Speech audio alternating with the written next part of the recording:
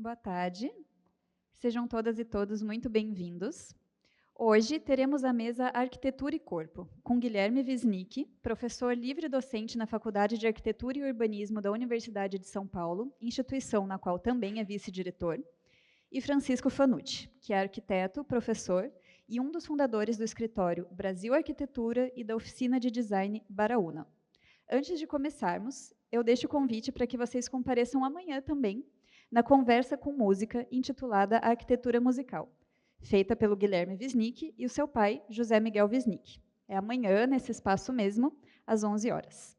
Passo então a palavra para os nossos convidados. Obrigada.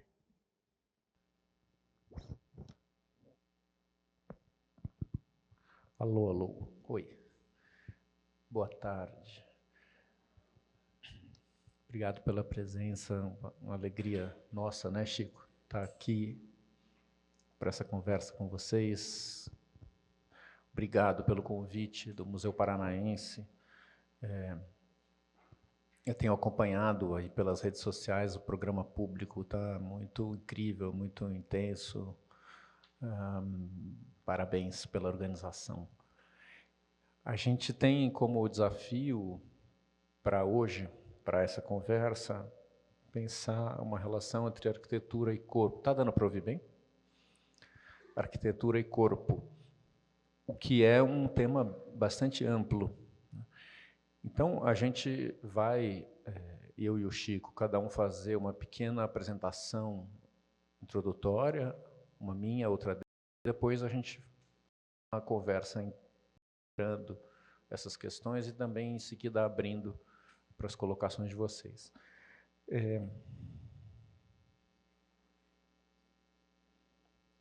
Eu vou iniciar. Tem muitas portas de entrada para esse assunto. A que eu escolhi para começar é a relação antiga que existe entre arquitetura e antropomorfia, né? Quando a origem da arquitetura, se a gente for pensar que os primeiros abrigos provavelmente foram cavernas, mas depois, no momento em que a humanidade começa a construir edifícios, portanto, esses edifícios são objetos volumétricos, espaciais, nos quais o nosso corpo entra, eles são feitos para nos abrigar, mas, ao mesmo tempo, eles se tornam objetos separados do nosso corpo. Existe uma leitura canônica que é pensar esses edifícios também como corpos, isso é, como se fossem numa relação antropomórfica, né? O edifício tem pernas, tronco e cabeça, né? Não que seja isso tão literalmente identificável, mas muitas vezes, e quando começam a surgir os edifícios altos, isso é em Chicago no século XIX, passagem para o XX, né?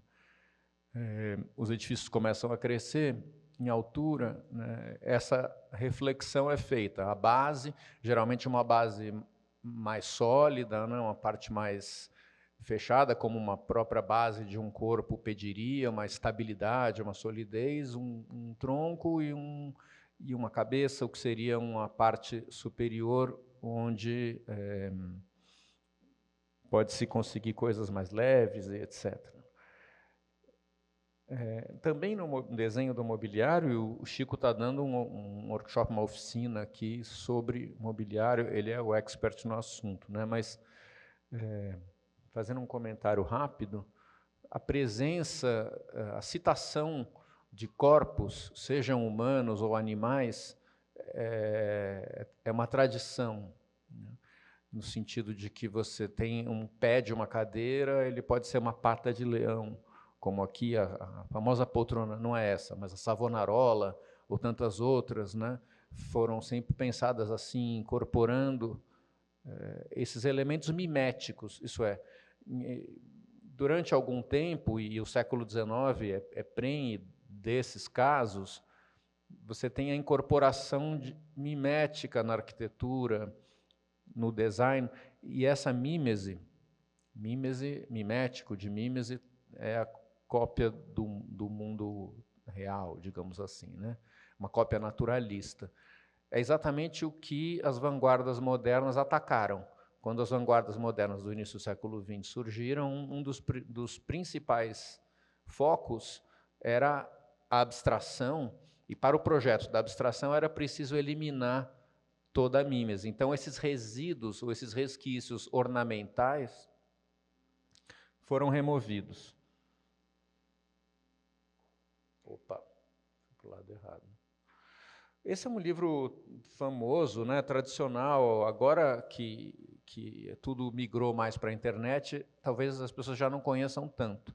Mas a gente usava, né, na faculdade de arquitetura, todo mundo tinha que comprar o Neuffer, que é o grande manual de ergonomia, né, um livrão que detalha todas as posições, as medidas dos corpos, as medidas dos móveis, a relação sentado, em pé, como é que você faz para desenvolver cada coisa e, portanto, estabelecendo uma relação entre os objetos passíveis de projeto e o corpo humano. No fundo, a relação é essa, né, que é o que está na gênese também do modulor do Corbusier. Eu já volto ao modulor, mas só para dizer que atrás do modulor, ou na origem do modulor, está o Leonardo, né?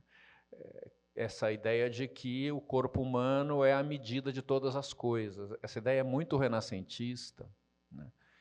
E o Leonardo, além de tudo, do grande pintor que foi, era o autor da famosa frase de que a pintura é coisa mental, né? Isso é a ideia de que, para um renascimento tal como visto por ele, o humanismo renascentista tem no corpo humano a medida de tudo. Então você pode inscrever todas as leis do cosmos a partir do corpo humano, de onde se extrai o círculo e o quadrado, né? E o Corbusier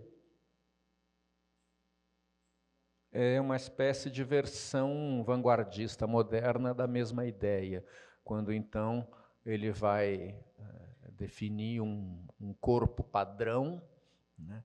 E desse corpo modulor ele vai enxergar nas medidas desse corpo a seção áurea e vai estabelecer a partir daí regras para projetar tudo, né? Agora isso dá também, vocês devem saber, o quanto esse tipo de raciocínio se desdobra em algo que hoje é muito criticável, que é a ideia do corpo como máquina, né? Do urbanismo funcionalista, do zoneamento funcional, da Carta de Atenas, de um projeto como o de Brasília, onde você tem o setor hoteleiro, imagina coisas assim, né? Você divide a vida cotidiana segundo funções como se nós fôssemos máquina. Então, agora, a gênese disso é esse raciocínio do corpo como máquina, né? Do corpo abstrato, do corpo padrão, que é o que hoje é muito criticado, e com razão, porque a agenda nossa contemporânea não existe esse estándar, né? Essas generalizações são sempre perversas, e o que existe é a multiplicidade, é a grande variedade, e o projeto tem que sempre conseguir abarcar essa gama, e não essa ideia do estándar, como Walter Gropius dizia na Bauhaus, que ele ia projetar desde a colher até a cidade com o mesmo padrão, né? O que é, você olha para Bauhaus e você vê colheres maravilhosas e urbanismos terríveis, né?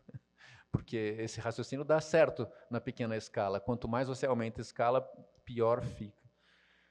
Mas, no fundo, por que eu estou falando isso? Porque é uma desvinculação com o corpo, na verdade, na hora que você abstrai.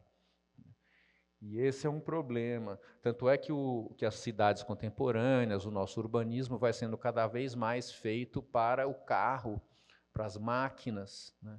E vai abstraindo a escala do corpo, a presença, o movimento, e a gente, quando, por exemplo, um pobre coitado tenta atravessar o eixo monumental de Brasília caminhando, né, ele sente o que é você ser ainda um corpo humano num espaço metafísico, que foi feito não para o corpo, né, mas para outra escala de imagem. Bom, mas o corpo está presente na arquitetura desde há muito tempo, né? E aí eu volto para o mimético. As cariátides são o exemplo mais canônico disso, né? Talvez vocês, não sei o que vocês pensaram vindo para cá, para essa conversa, mas talvez alguém tenha pensado em cariátide, porque é o corpo transformado em apoio, né? Uma figura humana vira um pilar. As cariátides são femininas, os atlantes são masculinos, mas são a mesma ideia, a ideia de que uma coluna vertical, porque o pilar, né, é a essência da arquitetura, digamos assim, né? Se a gente for descer até o mais básico, o que é arquitetura? Você conseguir elevar uma cobertura do chão, você botar uma cobertura que pode nos proteger do sol e da chuva. Para isso, você precisa desses elementos verticais que são os pilares. Portanto, o pilar é a própria mediação entre céu e terra, entre o mundo telúrico e a transcendência. E é bonito quando esse elemento vira um corpo, porque isso está falando quase que diretamente dessa metáfora que é arquitetura e verticalidade do corpo humano. Mas, à medida que o tempo avança no século XX, esse tipo de referência mimética pode chegar em situações muito engraçadas, né? No chamado pós-modernismo. Embora isso seja dos anos 30, vejam, o famoso patinho de Long Island, né, é dos anos 30, mas ele fica famoso nos anos 70, quando essa foto é publicada no livro Learning from Las Vegas, do Robert Venturi, Denise Scott Brown e Steven Eisenhower, ridicularizando ou ironizando a arquitetura moderna, porque o Sullivan, grande arquiteto de Chicago, da Escola de Chicago, ficou famoso por uma frase que ele criou, que ele dizia: a forma segue a função. Form follows function. Isso é, você tem que ser funcionalista. A forma não é arbitrária. Você tem que fazer uma forma que responda a uma função que aquele edifício está criando, né? Tem que desempenhar. Então, um raciocínio moderno funcionalista tem na base essa frase do Sullivan. Mas eles que são pós-modernos, do Learning from Las Vegas, e colocam esse edifício em forma de pato e colocam a frase do Sullivan: a forma segue a função. É quase literal, porque esse edifício em forma de pato é uma loja de ovos. Então, assim, você está passando de carro, você tem que ser atraído, né, o seu olho, ou por um letreiro em forma de neon em Las Vegas, cassino e tal, ou pela forma do edifício. Você quer comprar ovo, você vê o pato e fala: é aqui. Então, eles publicam e falam: olha, como o Sullivan dizia, a forma segue a função. A função é vender ovo, então a forma é de um pato. Evidentemente que é uma brincadeira, né? Não é nada funcionalista isso, mas é imagético, seguindo uma pista da questão do corpo que os pós-modernistas pelo mundo passaram a glosar nos anos 70, nos anos 80, de diversas maneiras, né? A Casa Rosto, no Japão, e até, o Chico sabe bem disso, que ele conhece, mas eu posso imaginar, ou quase jurar, que muitos de vocês aqui vão se surpreender que isso é Álvaro Siza, né? A famosa construção, o pavilhão Pinóquio, né, o pavilhão Carlos Ramos, na Faculdade de Arquitetura do Porto. Todo mundo pensa que o Siza é aquele imaculado, né? Não, o Siza é muito pós-moderno também, e ele tem esses projetos, enfim. Aqui ele está fazendo uma arquitetura de matriz abstrata, mas fazendo uma citação mimética, né? Portanto, retomando a referência do corpo dentro da abstração. Agora, voltando, isso, né, esses animais estão presentes sempre na história da arquitetura, e as gárgulas são um elemento importante disso também. São, em geral, elementos funcionais de queda de água pluvial, mas aí se transformam em imagem, né? Então, é quando você tem, né, embora você tenha uma função ali, uma calha, você quer metaforizar isso com algo mais do que uma simples função. E as gárgulas, nas catedrais góticas, desempenhavam essa função de aterrorizar as pessoas, né, diante do juízo final. e criando um imaginário terrível, que aqui, ao contrário, nessa imagem linda do filme do Wim Wenders, do Asas do... E eu pus uma legenda, ficou uma legenda antiga, desculpem. Será que está todas assim ou é só essa que eu esqueci? Acho que é só essa. É o filme Asas do Desejo, do Wim Wenders, e essa é uma cena importante, né, quando o anjo senta na estátua, a famosa estátua da Vitória, que fica ali no eixo de Berlim, e ele está refletindo sobre se ele vai querer virar humano ou ele vai continuar anjo. E aí o corpo dele está posto na relação de escala com a estátua, que é antropomórfica. E essa elevação, né, porque o anjo do Wim Wenders não voa com asa, mas ele aparece nos lugares, né, quaisquer, lá no alto, por exemplo. E isso me lembra algumas coisas, né? Essa foto é muito impressionante, né? É uma foto tirada no 11 de setembro, é uma coisa terrível, mas eu pus aqui para falar da relação entre corpo e arranha-céu. Esse fotógrafo que fez essa foto conseguiu dar um clique de 1 segundo. Embora o corpo estivesse em movimento, ele está nítido, mas a questão é que o edifício abstrato da Torres Gêmeas, com esses frisos verticais, numa escala colossal, ele vira uma coisa tão gigantesca, diante da qual o corpo humano é quase um nada, né? Esse corpo que cai. Agora, visto de outro ângulo, e eu não sei quantos de vocês assistiram esse filme, O Equilibrista, Man on Wire, conta a história do Philippe Petit, eu esqueci o nome, como é que chama essa pessoa que anda na corda? Equilibrista é o nome do filme, é isso, né? Não tem outro nome, equilibrista mesmo. Em 71, as Torres Gêmeas tinham acabado de ficar prontas, esse cara já tinha atravessado na corda a Golden Gate, coisas assim, colossais. Ele é um equilibrista muito bom, mas ele fica fascinado com essas duas torres altíssimas, com um vão entre elas, né? E ele decide que ele precisa atravessar, e ele com os amigos, era uma coisa bem mambembe, as torres não estavam ocupadas ainda pelos escritórios, estavam prontas, mas vazias. Eles conseguem burlar a segurança, invadem durante a noite, jogam os cabos de um lado para o outro, prendem, quando amanhece um dia em Nova York, e o cara está lá em cima.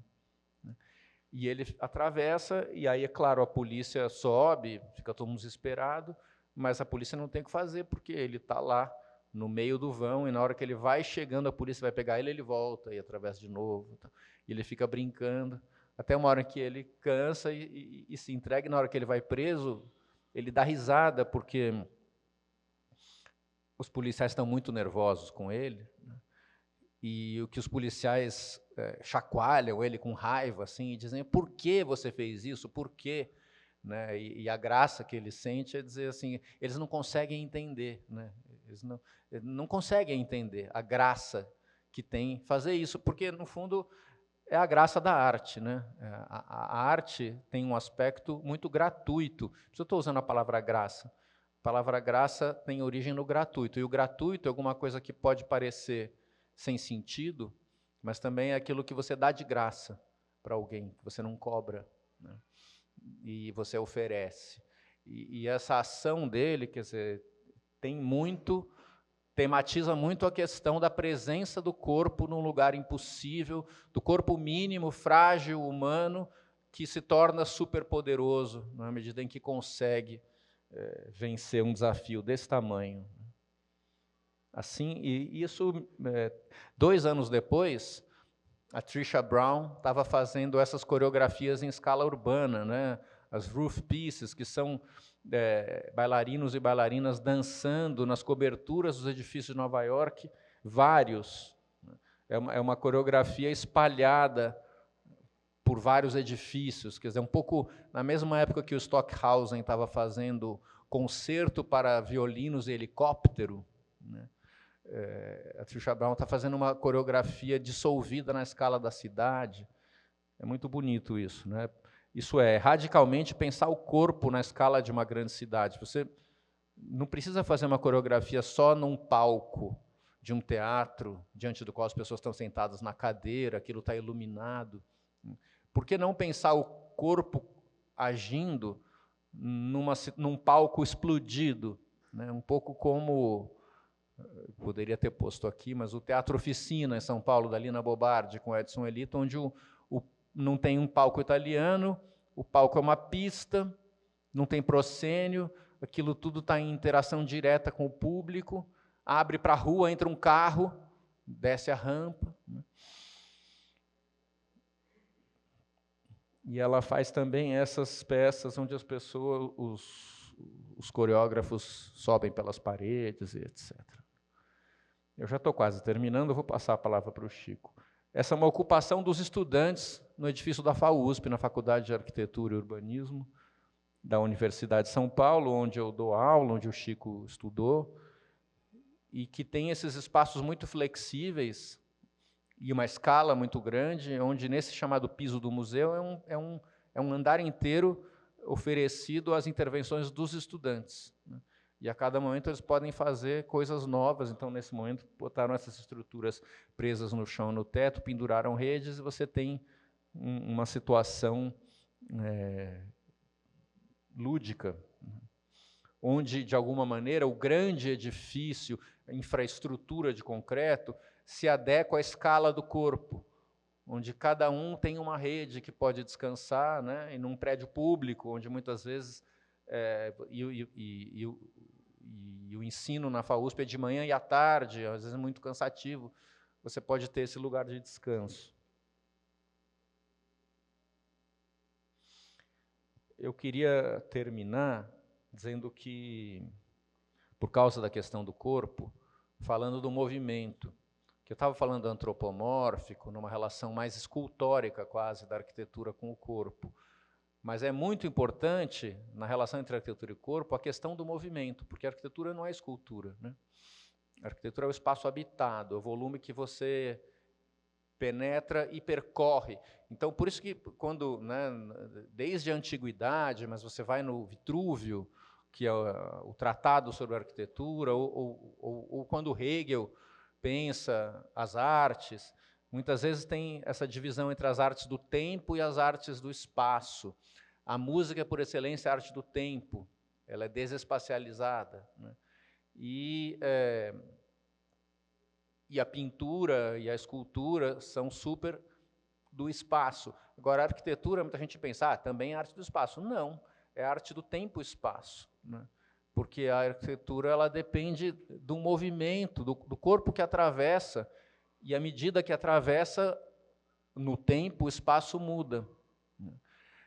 Então, ela é muito mais complexa do que uma visão parada, estática, diante de um objeto. E essa questão é fundamental. Por isso que hoje, quando tanto se fala que a arquitetura virou fetiche, que já não importa mais o edifício, que as pessoas consomem a arquitetura através da imagem, vendo nas revistas ou vendo na internet, nunca será assim. Pode até ser de forma superficial, mas é impossível, porque a arquitetura precisa da experiência do corpo e é o corpo em movimento. E as rampas têm um papel fundamental nisso, porque, digamos, a escada é a primeira maneira mais tradicional de você vencer uma diferença de nível, passar de um piso para o outro, mas a escada, e não é à toa que muitas vezes a escada é uma coisa fechada, né? Escada de incêndio, etc., porque a escada é quase que uma ruptura, você sai de um piso, entra naquele sistema e chega num outro piso. A rampa não, é o que o Le Corbusier chamava de uma promenade architecturale, né? Um passeio arquitetural. Numa rampa você continua desfrutando.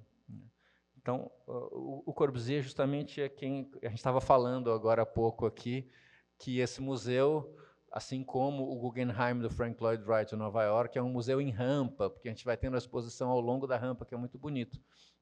Então, o Wright fez isso no Guggenheim, e o Corbusier fez antes, até em casas, como a Vila Savoy, né, que é uma coisa que os modernos era um ponto de honra para os modernos, né? Como a arquitetura moderna ela tinha esse compromisso com a abstração, quando projetava uma casa, tinha que destruir todos os elementos miméticos da casa. Quais são? O telhado, e aí eu vou falar no diminutivo porque é a maneira depreciativa do raciocínio moderno falar o telhadinho, a janelinha com o canteiro de flores, a escada, né, todos esses, tudo que quando você pede para uma criança desenhar uma casa, ele vai fazer. A janelinha, o telhadinho, a escada, etc. Então, não tem mais nada disso, é laje plana, a janela é em fita, não é um objeto, e não tem, pode até ter a escada, mas o principal é a rampa, que é um elemento arquitetônico que permite você fruir o espaço e atravessar com o corpo. Portanto, o corpo é fenomenológico, né? É o corpo em movimento, é o corpo que continua, e a cada movimento você tem uma nova visão do espaço.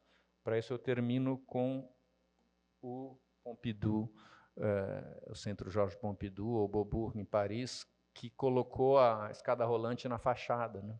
O Renzo Piano com o Richard Rogers, transformando esse percurso na grande atração.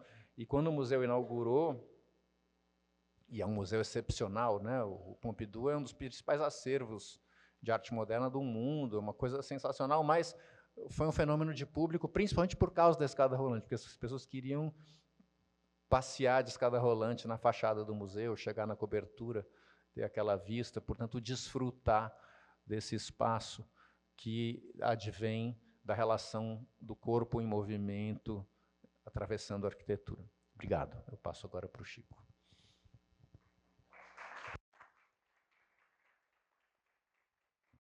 Falar em fenomenologia, tem uma frase linda, que eu acho que é uma frase de um texto lindo do Merleau-Ponty, que chama-se O Olho e o Espírito. Eu não sei se vocês conhecem. E a primeira parágrafo, a primeira frase, o olho e o espírito, ele diz assim: a ciência manipula as coisas, mas renuncia a habitá-las. E aí ele discorre longamente sobre essa questão, elogiando a ciência com todos os critérios, os sistemas e as coisas. No fim, ele brinca falando assim: só que se um fenômeno descrito pela ciência, segundo alguma regra, alguma coisa que vira uma lei, lei de Newton, lei daquilo, assim, eles generalizam imediatamente. E generalizar é um erro grande que a ciência faz. Por quê? Porque ela o observador se anula, tenta se anular diante do fenômeno observado. Isso eles tentaram já discutir, a própria ciência mais contemporânea, mas não conseguem. Quer dizer, eles sentem que eles estão interferindo no observador, está interferindo no fenômeno ou na experiência assim observada, né? Mas esse texto dele é muito legal porque, no fim das contas, ele fala que a gente, na verdade, a relação do homem com o espaço arquitetônico, principalmente, a gente pensar que o mundo hoje, a maior parte da população do mundo vive em cidades, e em cidades grandes, né? É um fenômeno na virada do século. O Brasil até se antecipou um pouco. Nos anos 50, já tinha a população brasileira, já era urbana, já era um pouco maior. Não num processo de evolutivo, assim, etc., como foi um caos, foi uma explosão de migração do campo para as cidades. E que deu no que deu, nossas cidades são terríveis por conta disso, não houve planejamento, nem nenhum pensamento, assim, a não ser Brasília, por exemplo, uma cidade planejada, e com esses vícios aí que o Guilherme apontou, né, uma falta totalmente a cidade para automóvel, né? E a gente vive nas nossas cidades.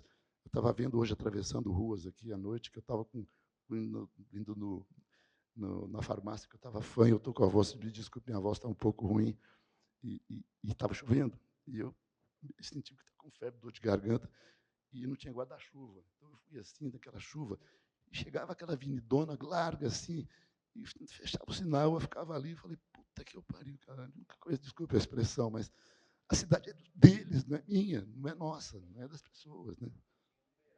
Não tinha nada, teve um pedacinho de beiral só, mas no começo do hotel lá que a gente ficou, acho que acabou aquilo lá, até a farmácia lá na frente, foi terrível. Essa constatação que a gente constata todos os dias da nossa vida, né? E então eu fiquei pensando, acho que o Merleau-Ponty que disse isso, que a gente, na verdade, a relação que nós temos com o espaço da arquitetura, assim, é do nosso corpo. São as percepções que nós temos, e essas percepções nunca são, você nunca tem uma percepção integral do objeto observado, do lugar observado. Né? Porque você, como já disse o Guilherme aqui, com muita clareza, quer dizer, é o movimento do corpo no espaço. Né?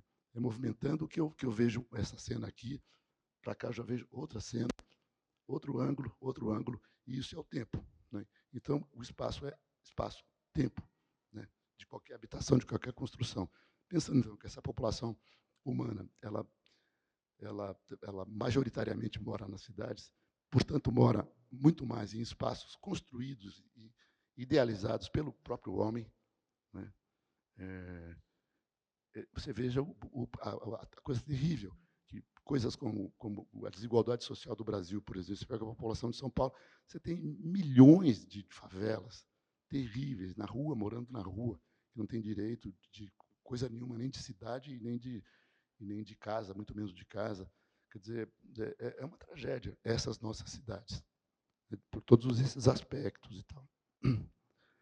A gente tem muito o que fazer para melhorar. Né? Então, a percepção se dá pelos sentidos. Né? Você tem a visão, você tem a audição, você tem o tato e você tem o olfato. Né? São vários sentidos que você, através dessa porosidade dos buracos do nosso corpo, que o nosso corpo percebe, tem essas percepções dos espaços e tal. E habitando, né? O corpo habitando. Eu acentuo essa palavra porque é isso que a ciência não consegue fazer, vamos dizer assim. E a arquitetura é essa atividade que anda nesse fio tênue, como aqui do nosso equilibrista aqui, de um lado a razão, a ciência, o conhecimento, do outro lado outras coisas que não são isso. O fenômeno, do outro lado, a coisa da fenomenologia, a coisa da nossa percepção do espaço, do tempo e tudo mais. Então a gente não pode esquecer que para fazer arquitetura você tem que ter esses dois lados da coisa aí, combinados de alguma maneira, numa certa proporção, e a coisa vai por aí. Né? A gente tem que se envolver muito com aquilo que a gente está projetando. E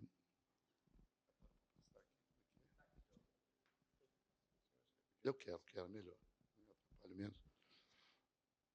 Eu queria mostrar uma outra coisa diferente, uma pegada um pouco diferente do melhor.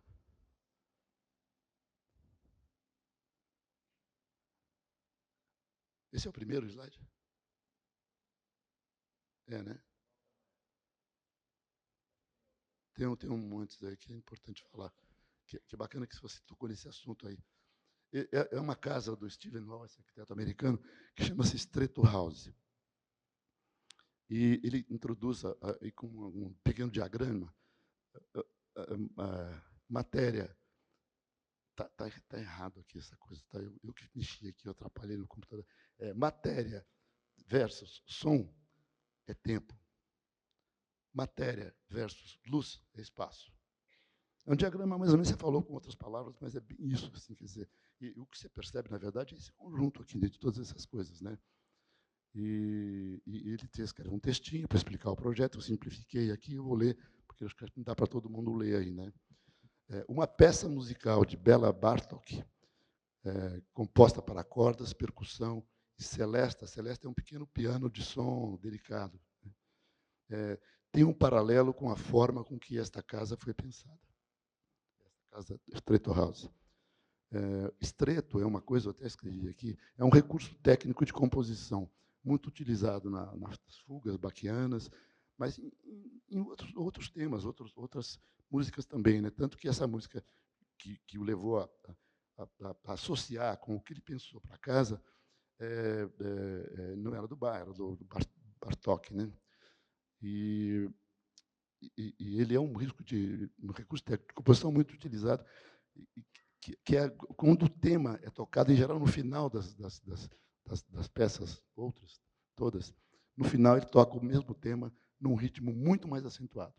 Quer dizer, aquela coisa que vinha uma música horizontal, quando chega no final, ela dá aquela grande final, faz aquela coisa ruidosa e pega, por exemplo, o Bolero do Ravel, né? Coisas assim que tem aquela coisa lá na frente que explode numa velocidade com todas as coisas e tal. E isso dá um som diferente, um som assim, dá uma ênfase, talvez, no que a gente está ouvindo e tudo mais. E por isso ele chama de Estreito House, né, que ele viu essa coisa aí. Aliás, não foi ele, é um estagiário que trabalhava lá no escritório dele nessa época. Ele tentava descrever essa coisa, o Stephen Hall, para os companheiros de trabalho, os parceiros de trabalho dele, descrever e não conseguia as palavras certas. E o menino fez um paralelo. Acho que você está querendo dizer o seguinte: estreito é isso, é isso. É exatamente isso. Por quê? Num terreno em desnível corre um riacho que possui 3 barragens de concreto. Um riacho corta o terreno desnível, a água vem calminha, tem uma barragem 2 metros abaixo, tem outra água calminha. Mas quando ele chega na barragem, ele dá aquela despejada, aquela coisa assim, né? E aí vem assim, aquele som assim, em 3 níveis diferentes. E podemos seguir aí. A casa está aqui, olha. A casa está aqui, o riacho está aqui. E essas bolinhas vermelhas aqui, olha, são as 3 barragens, pá, pá, pá, em 3 níveis. O riacho vem bem calmo aqui, aqui ele cai. Então, tem uma parte da casa que corresponde a isso, né? Daí ele vem calmo de novo, aumenta a velocidade para cair, o barulho também para cair aqui, nessa segunda parte da casa. E o terceiro, idem, né? Então, há um movimento da água aqui que vai do repouso a uma velocidade muito grande, e um barulho também. Quer dizer, talvez isso seja um exemplo de uma percepção pela audição, percepção do espaço pela audição. Tem um livro do Andy Palasma, acho que todo mundo já deve ter estudado, os estudantes de arquitetura, que se chama Os Olhos da Pele, que ele diz que até os meados do século XVIII, para o século XIX já, mas para o final, o sentido que o ser humano mais utilizava não era a visão, era a audição. Quer dizer, não tinha imagem de televisão, não tinha cinema, não tinha fotografia, muito pouco, quase nada, só numa camada privilegiada da população, e que tudo que se conhecia era ouvido, né? Não era visto, né? Porque as pessoas não viajavam tanto também. Mas o século XIX, final do século XIX, começo do século XX, houve uma supremacia absoluta da visão sobre todas as coisas. Tanto que, olhando uma coisa, a gente hoje abre mão, abdica, como abdicam os cientistas, habitar as coisas, a gente abdica, de certa maneira, de você não precisa, por exemplo, olhando para um objeto, você pode saber se ele está quente ou se ele está frio, se ele é rugoso ou se ele é liso, que é seria o tato. Muitas coisas a visão se sobrepôs a todos os outros sentidos. A gente vive hoje uma espécie de ditadura da visão, vamos dizer assim, dos nossos sentidos, né? Então, você percebe uma coisa que foi pensada para um outro sentido, é curioso, né? É bem curioso. Vamos no próximo linha aqui, a planta, que são os 3 níveis, né? Pá, pá, pá, da casa. Escadinha aqui, escadinha lá, escadinha lá. E ele fala bastante sobre a passagem desse momento que se intensifica o movimento da água, é como uma coisa que você está saindo de uma situação e entrando na outra. E isso ele fez de uma maneira transparente na casa, nesses 2 momentos aqui. Tem uns desenhinhos, os croquis dele, que mostram bem isso. Aí a casa nos 3 níveis, né? Uma escadinha aqui, uma escadinha lá. Paralelamente a isso está o córrego correndo lá por trás. E ele fez essas coisas aqui como quase que uma mímese, para não falar outra. Eu acho que nem era necessário isso. Mas ele fez isso que é bastante importante nos espaços da casa, né? Ela vem, de repente cai aqui. Né? Então, vocês vão ver uma imagem que mostra um pouco melhor isso.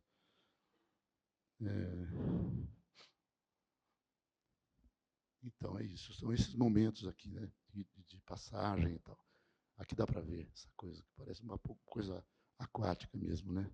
Aqui estão as 3 pontezinhas. Próximo, ele já fez umas coisinhas de concreto aqui para marcar bem essa coisa, esses 3 momentos, né, do terreno e tal. E a casa é mais ou menos assim, os cortes, né? Dá para ver essas coisas, esse bico que vem aqui, coisas assim. Próxima. Aí, ó. Está passando de um espaço para o outro, né? Você ainda arrasta uma coisa, uma impressão, uma percepção que você acabou de ter, e já se anuncia a próxima percepção.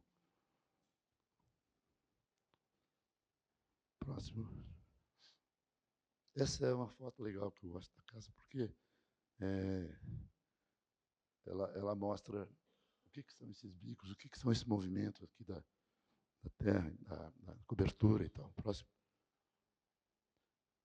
Esse aqui é uma fotografia de um quadro no centro da cidade de São Paulo, que é, de certa maneira,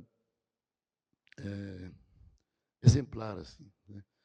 O centro da cidade de São Paulo, um urbanismo português na época, as coisas eram um pouco menores, eram casas maiores, mas que tinham sempre um quintal no fundo, e as casas eram geminadas, e esse fundo, esse quintal, remanesceu depois que as casas foram destruídas, que tudo foi mudado, os prédios estão alinhados na calçada, e fica esse fundo. E é um terreno incrível, cheio de tranqueira, tá vendo? Olha, aqui joga depósito de não sei o quê, um sobrevoo ali de. Você vê que essa coisa se repete em todas as quadras. A ocupação é sempre assim, em torno da rua, e o que sobrou lá dentro, que eram os antigos quintais portugueses, já não são mais, são depósito de lixo e tal. Essa quadra, eu pus um título ali, Arquiteto como Propositor de Problemas. O nosso amigo o Guilherme pode explicar melhor esse título que ele deu num artigo, num texto que ele fez, um texto lindo, no livro nosso, no último livro nosso. Foi muito legal ver ele escrever o trabalho. Eu fiquei ansioso, assim, porque eu acho que o Guilherme, não é porque ele está aqui, mas é uma das pessoas que melhor escreve sobre arquitetura. Hoje escrevia na Folha de São Paulo, direto eu era um leitor assíduo e tal.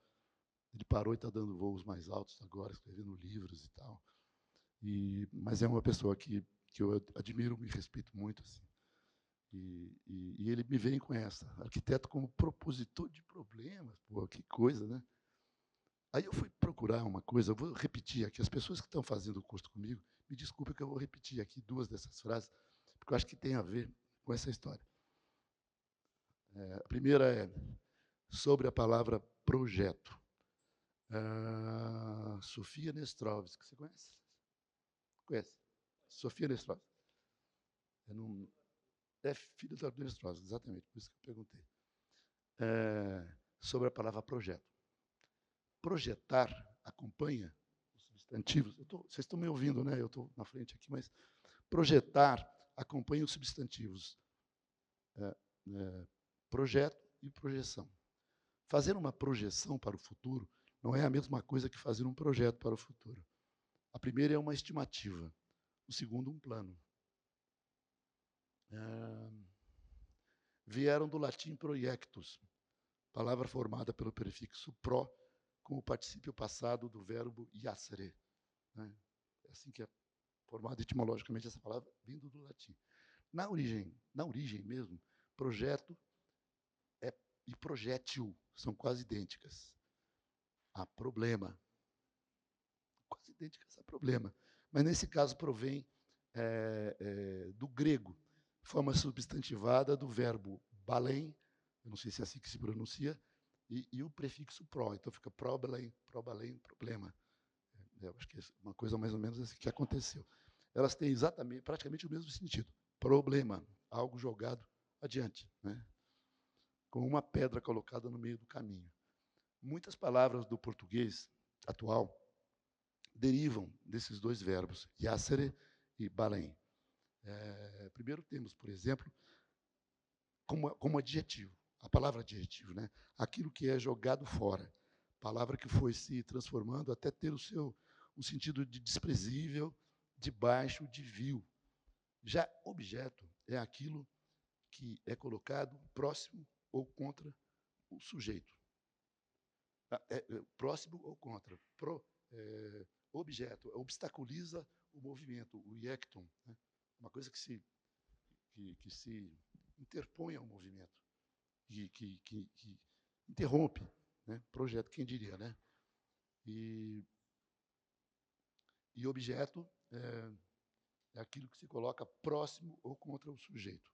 É colocado embaixo, submetido, subjugado. É interessante, né, essa colocação. Aí tem mais um textinho ainda, só para fechar essa questão logo. O design é um obstáculo para a remoção de obstáculos. Um objeto é algo que está no meio, lançado no meio do caminho. Em latim, ob iecton, ou seja, isso que eu já falei aqui, né? Obstaculiza o iacton, que é o movimento. E em grego, problema. Você vê que vem de todo lado essa questão problema, quando se refere a projeto, ou a desenho, ou a design, ou seja o que for, né? O objeto de uso é um objeto que se necessita, de que se necessita, que se utiliza para afastar os outros objetos do caminho. Há nessa definição uma contradição, um obstáculo que serve para remover obstáculos. Essa contradição consiste na chamada dialética interna da cultura, se por cultura entendemos a totalidade dos objetos de uso. Quem escreveu isso foi Wilhelm Flusser, você conhece, um filósofo tido como um dos mais importantes pensadores do século XX, que viveu em São Paulo durante muito tempo. Um pouco deixado de lado, que ele fugiu de Tchecoslováquia. Ele saiu de lá porque tinha a Primavera de Praga, aquela coisa toda. Ele era um homem que não era comunista nem nada. Ele veio aqui, e não sendo comunista, o único lugar que sobrou para ele era dar aula na FAAP, que é historicamente uma instituição mais conservadora, etc. E foi solenemente ignorado pela inteligência de esquerda brasileira, infelizmente. Mas ele publicou muita coisa, a maior parte da obra dele ele escreveu no período que ele viveu aqui no Brasil. Bom, só para dizer que é uma pessoa assim que talvez ela seja muito mais revolucionária do que os revolucionários marxistas nossos, né? Próximo. E isso aqui é o projeto que a gente fez da Praça das Artes. E esse miolo de quadra era um miolo de quadra, aquele da fotografia lá, que era depósito, mas era maior um pouco, porque toda essa parte aqui, na Rua Conselheiro Crispiniano, era uma antiga sede do Segundo Exército, que foi demolida e ficou meio de bobeira lá. Eles fizeram alguma coisa aqui. Aqui tem o Conservatório Dramático Musical de São Paulo, que era um edifício decadente. Foi a origem do Teatro Municipal aí, né? Na verdade, esse Conservatório Dramático era um hotel, e que o dono do hotel, começou a vender pianos. Como é a marca de piano? Steinway. Ele vendia pianos Steinway aí para a burguesia cafeeira paulista, né? E começou a dar aula lá. Então o hotel foi perdendo espaço, não sobrou nada, e ficou uma escola de música, né? E que o Mário de Andrade estudou aí, nessa escola de música, porque é um proto-municipal, teatro municipal. E estava lá, abandonado. A gente teve que fazer uma super reforma aqui para reforma mesmo, além de restauro e tudo mais.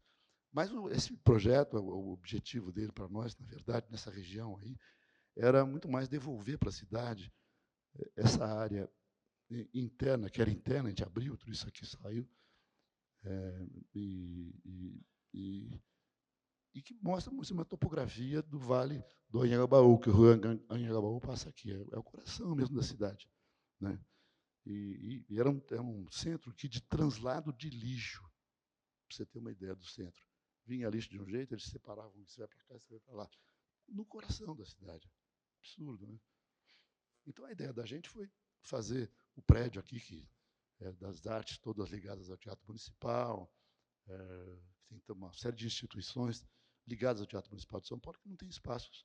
Por exemplo, a escola de dança, que é importante, que formou gerações de bailarinas e tal, de dança clássica e tal, era debaixo do viaduto do Chá, um pedreiro muito baixo, tinha pilar no meio, uma coisa mofada, uma coisa horrível, totalmente inapropriada, né? E a escola de música, eles alugaram um prédio perto do Centro Cultural São Paulo, prédio de apartamentos. Me lembro que a gente foi visitar lá, tinha um cara que estava estudando trombone no banheiro, né, cheio de papelão, assim, para dar uma acústica.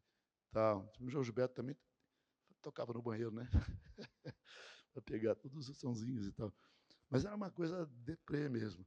E tudo em imóveis alugados, né? Esse imóvel alugado, por exemplo. E a ideia era de trazer na Praça das Artes, trazer tudo isso para pertinho do municipal. Né? Os corpos artísticos todos, músicos e a Balé da Cidade também, as orquestras, o quinteto de cordas, enfim, toda uma série de elementos que são os corpos artísticos do Teatro Municipal, não tinham lugar para ensaiar. Né? Ensaiavam dentro do teatro mesmo, na cobertura do teatro, um lugar horrível. Agora eles têm salas adequadas e tudo mais. Mas o principal mesmo foi criar esse vazio, que a gente vai construir esse vazio para a cidade. E virar para nós, na nossa cabeça, ser completamente público, mas eles não abriram mão, a prefeitura, por conta do número de moradores que tem lá, de drogados, de tudo isso, abre durante o dia, mas fecha. A gente fez um fechamento aqui e ali, que esconde no chão, você não vê nada. Mas o fato é que era um esforço para criar o vazio, porque o vazio é tão importante no centro, né? Para dar um pouco mais de vitalidade, e um espaço bastante qualificado também, não é debaixo do viaduto, é um lugar realmente agradável. Né? Próximo. Que é mais ou menos isso aí. Né? Quando você falou das escadas, eu acho que há escadas e escadas, né? Assim como rampas e rampas também. Né? Tem escadas que são geniais, algumas, né? E não é o caso dessa, não estou falando dessa, mas eu pensei, por exemplo, na escada do Itamaraty, por exemplo. Itamaraty, mas a escada do Guião, da Lina, assim, né? E outros projetos também. E tem muitas escadas que são horríveis. E rampa, tem cada rampa. Passarela de São Paulo, por exemplo, um exemplo, algumas passarelas. Você sobe, atravessa, desce. É uma loucura, quase ninguém usa. E tem medo de usar, porque o cara pode te assaltar no meio da rampa, no meio da passarela.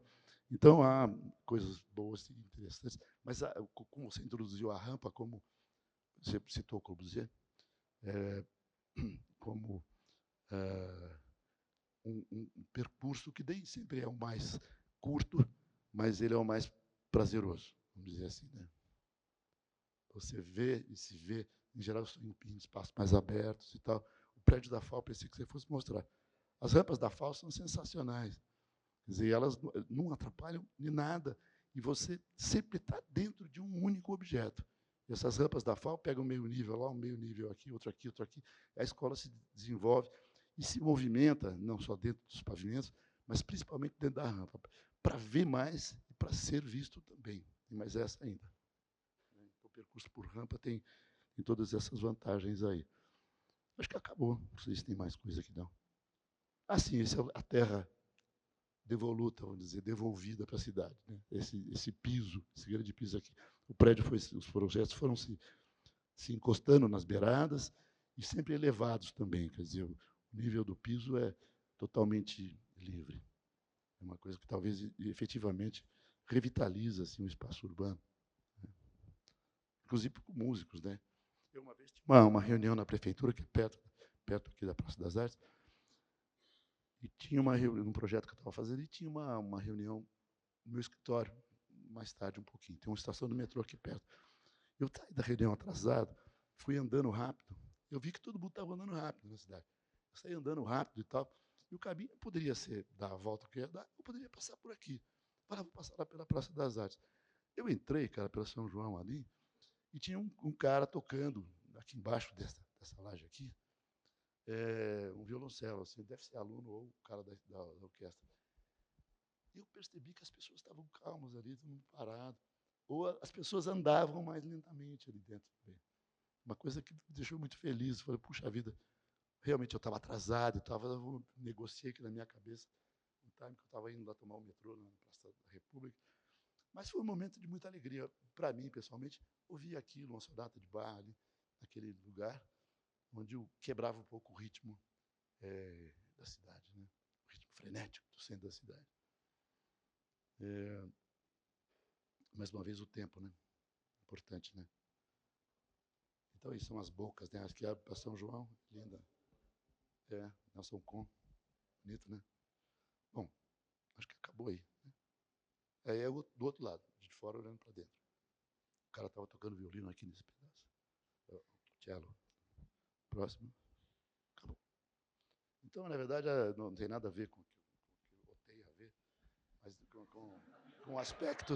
com aspectos detalhados, assim, de uma coisa muito mais abrangente e genérica que o nosso Guilherme falou aqui.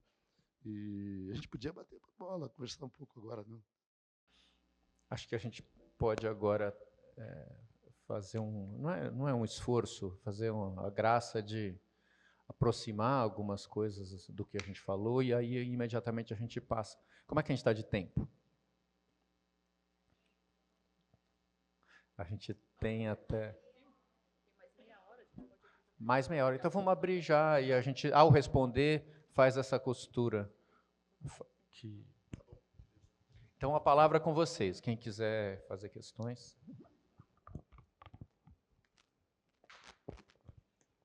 Posso fazer uma pergunta? A você?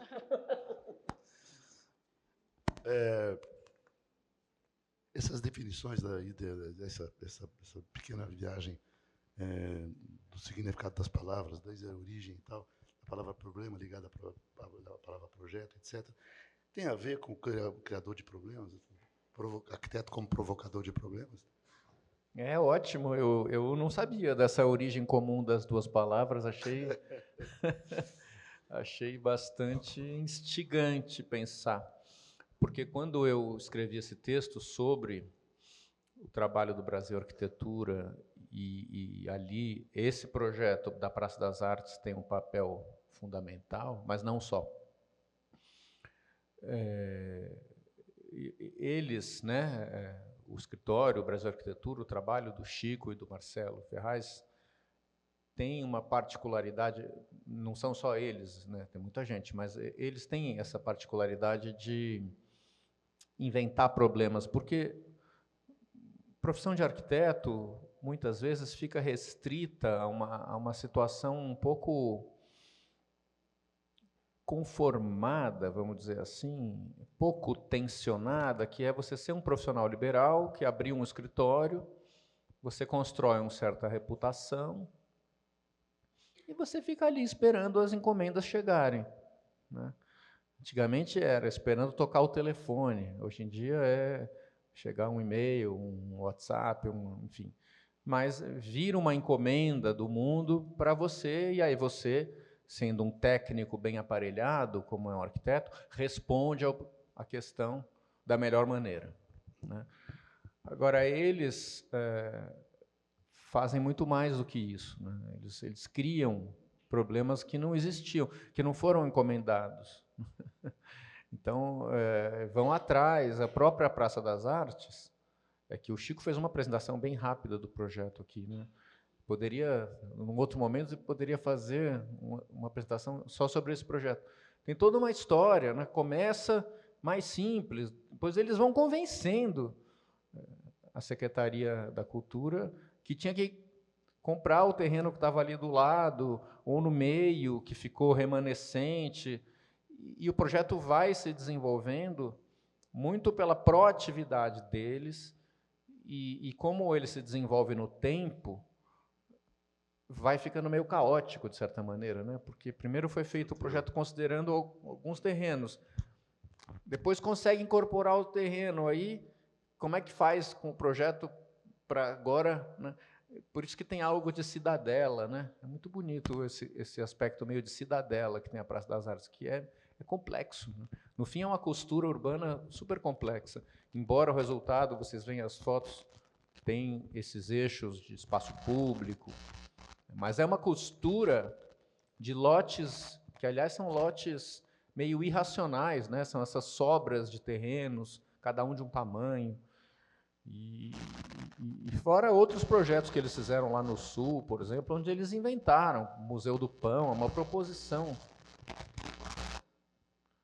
que eles fazem, né? Não era uma encomenda, é uma percepção que eles vão fazendo viajando, percebendo uma cultura. O Museu do Pão é no Rio Grande do Sul, né? No interior, na Serra Gaúcha, percebendo a cultura que estava ali, industrial, já, enfim, de linha, né?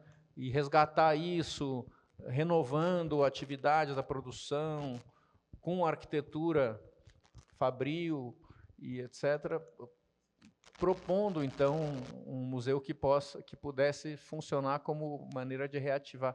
Então, para responder mais rápido, já me alonguei, né? A criação de problemas é também um projeto, nesse sentido. Então, o que você trouxe faz todo sentido, de verdade.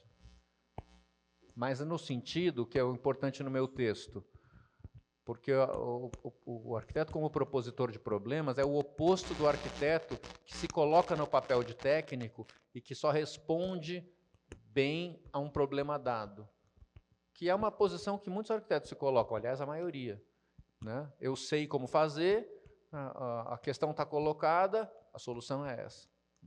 Quando você é um propositor de problemas, é muito mais complicado. É muito mais complicado, é verdade, eu acho também. A gente é um propositor de problemas e a gente acaba dando solução, que, na verdade, não é a solução total, né? É uma coisa que contribui, num certo sentido, para mudar um pouco a vida das pessoas. Eu acho que essa é a coisa, né, mais legal, mas favorecendo sempre a coisa do encontro, da convivência, acho que é a coisa mais importante. Mas eu ia dizer, o Frank Lloyd Wright, por exemplo, falava problemas, adoro problemas. Nós precisamos, arquitetos, precisamos de problemas. Né? Mas, das palavras dele, precisamos de problema para resolver o problema. Né? E eu acho que eu, cada vez estou ficando mais velho, eu estou ficando cada vez mais da dúvida, sabe? Muita dúvida. Eu não tinha dúvida antes. Assim. Agora, cara, tem um sócio que é o Marcelo Ferraz, que um dia ele vem aqui falar com vocês, ele fala super bem, é o cara que escreve mais do que eu,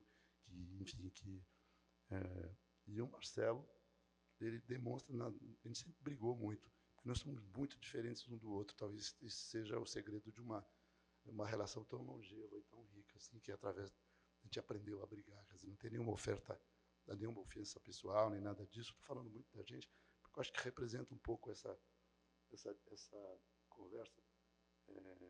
Esse Willem Flusser, ele tem um texto maravilhoso que ele escreveu na Folha de São Paulo, que chamava-se Ponto de Interrogação. Era um ponto de interrogação. E ele comparava assim, a pontuação do ponto final, acabou, e do ponto de exclamação, que é pior ainda, que acabou, enterrou, acabou o assunto. E o ponto de interrogação é muito interessante, porque ele abre um caminho de pesquisa e na dúvida você vai atrás das coisas. Né? A dúvida é o melhor, mas quem seja mais o pensamento, você ir atrás, para não ter certeza no final. Né? Nunca. Né? Bonito. Deixa eu fazer um arremate em relação a isso e aí passar, porque eu espero que vocês tenham questões. Porque eu acho que, a partir disso que o Chico comentou aqui e que vem do título do meu texto, acho que tem uma observação a fazer que acho que pode ser legal em relação ao fato de que estamos num museu de arte e nesse museu que tem um programa público voltado a questões contemporâneas, que é o seguinte, esse lugar da dúvida, esse lugar do problema é o lugar da arte, né? Em relação ao qual a arquitetura sempre tem questões. né? Porque a arquitetura se coloca normalmente num lugar mais pragmático. O problema está aí para ser resolvido e rapidamente, né? Quem alimenta o problema é o artista, que gosta do problema, gosta da dúvida, né? Muitas vezes, para o arquiteto, é um drama, né? Então, é muito legal quando a arquitetura, e o museu está trazendo a arquitetura aqui para a discussão dentro da arte, né? Eu acho que esse é um ponto fulcral, né? Quando a arquitetura alimenta a dúvida, alimenta a criação de problemas para poder se repensar, e não simplesmente se colocar nesse lugar pragmático da resposta. Mas vamos aí, perguntas de vocês. Acho que está funcionando. Boa noite. Eu estou... Desculpa. Eu vou sentar. Eu ainda estou estruturando o que eu queria pensar, mas eu tenho visto recentemente nas redes sociais um questionamento muito forte sobre a arquitetura contemporânea, principalmente quando ela é muito mais minimalista, que é uma ideia de uma desconexão do humano, desconexão do corpo. E até em campos políticos diferentes, a gente tem visto campos mais conservadores falando sobre como o ideal moderno era uma ideia de controle de corpos, controle político, e é um discurso que vai se crescendo numa ala mais conservadora, mas ao mesmo tempo a gente vê críticas. Por exemplo, eu achei interessante quando você falou da Praça das Artes, que é um projeto muito elogiado, mas ao mesmo tempo a Anhangabaú, que de certa forma pensou em princípios semelhantes de criar um espaço aberto para livre uso, é altamente criticado por ter se afastado demais dessa escala humana, ou tornado o espaço menos humano. E eu queria que vocês comentassem sobre isso. Assim, eu tenho a sensação que talvez num campo menos acadêmico a arquitetura está, como vários outros pontos da cultura, está olhando para um saudosismo, né, um passado recente, com um olhar um pouco firulado, mas essa coisa de talvez a arquitetura contemporânea, embora ela se prenda a cânones modernos, que tem a ver com o corpo, tem a ver com a escala humana, tem a ver com toda essa teoria, ao mesmo tempo são códigos que não estão sendo identificados pela sociedade. Parece que a arquitetura moderna que tenta replicar aquela arquitetura moderna, a arquitetura contemporânea que tenta replicar a moderna, com esses espaços vazios e com essa escala humana, ela está se afastando da ideia de humanidade que as pessoas conseguem entender, conseguem codificar.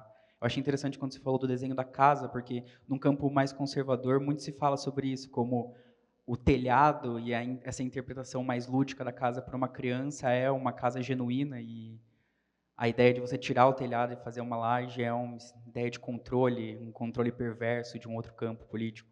Então, não sei se fez sentido, mas eu queria conversar sobre isso.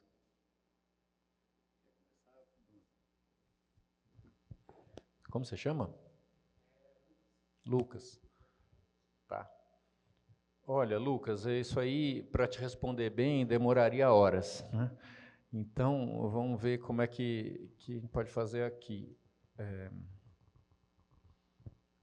O Le Corbusier, um dos livros, fez muitos livros, né? E os livros dele, em geral, eram manifestos. Um deles, que é bonito, se chama Uma Casa, um Palácio. Diz assim: com a arquitetura moderna, que antes a arquitetura era arquitetura de alvenaria, você construía de pedra ou de tijolo, eram construções muito fechadas, porque as paredes eram muito sólidas. Quando você tem o concreto armado, as estruturas metálicas, você pode fazer pilar, né, vigas, e com isso você tem uma independência entre a parede e a estrutura, e tem uma fachada de vidro, por exemplo. Você consegue começar a fazer coisas muito mais abertas e muito mais leves. E com a arquitetura moderna, que buscou essa abstração, né, uma arquitetura de formas abstratas, dissolvendo o mimetismo da janelinha, do telhadinho, desses elementos reconhecíveis, né? Ao mesmo tempo, a arquitetura moderna permitiu uma homogeneização. Por isso que o livro chama Uma Casa, um Palácio. Ele diz assim: agora, no mundo moderno, uma casa pode ser igual a um palácio, que pode ser igual a uma igreja, que pode ser igual a uma fábrica. E você não usa mais a arquitetura como distinção social, porque antes da arquitetura, você faz um palácio, né, tem todos os ornamentos, é uma coisa muito mais rica. Você olha e você já percebe que aquilo é um palácio. Enquanto que uma casinha de uma pessoa simples é uma coisa pobre, né? Digamos, a arquitetura moderna ela virou tão abstrata que ela vai permitir uma homogeneização e você não vai mais ter distinção social através da arquitetura. Tudo vai ser meio igual, e isso é bom, no discurso dele. Era bom, né? Você tem que se pôr na posição de um moderno que acredita no sujeito universal, que acredita no iluminismo, no acesso igual de todos a um mesmo valor, e que você está destruindo hierarquias, criando uma espécie de grande homogeneização. Tá? Isso estamos falando em 1910, 1920, 1930. Passam-se muitas décadas, e o olhar que atravessou esse tipo de sensação vai dizer, não é bom, isso criou um grande anonimato, as pessoas não se identificam, você criou um não pertencimento, esses conjuntos habitacionais, todos iguais, o sujeito chega bêbado à noite, ele não sabe qual é o prédio dele. Né? Então, esse é um problema, Lucas, de grandes, né, difícil, né, se você pode avaliar, tem lados positivos e lados negativos, e você tem uma avaliação histórica sobre essas questões, e mesmo politicamente. Hoje em dia, talvez muitos aqui já tenham ouvido o Ailton Krenak dizer que essa ideia de humanidade é perversa, porque a humanidade é um clube da humanidade onde só alguns têm acesso.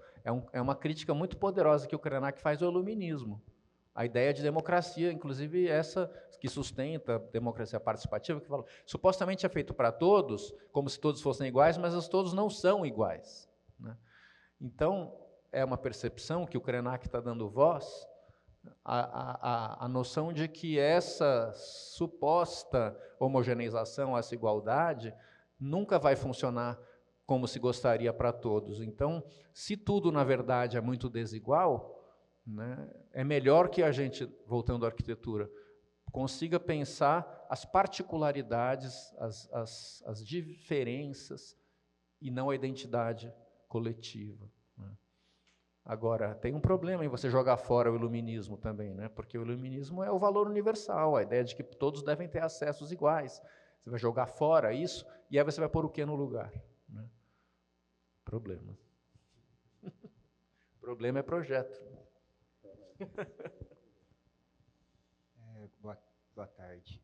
Meu nome é Eduardo, eu sou aluno do doutorado lá da FAO, e eu queria só que vocês comentassem um pouco mais sobre essa relação da arquitetura com o tempo, porque a gente pensa nessa relação, né, do tempo da ocupação do edifício, ou da percepção do edifício, quando a gente pensa na rampa, né, nessa ideia do passeio, mas eu fiquei pensando que a arquitetura não é uma coisa rápida de ser feita também, né? Então, tem essa coisa do o tempo de projeto, o tempo de obra, e esse tempo que escapa do nosso controle, que é o tempo da utilização das coisas, né? Então, desde pensar na arquitetura que está feita há 50, 100, 300 anos e que a gente está ocupando hoje de uma maneira que não era ocupada antes, até pensar nessa ocupação que a gente não, mesmo que seja contemporânea, né, projetar uma casa não é resolver todos os problemas daquela família, porque a gente não sabe o que a família vai ser daqui a pouco, né?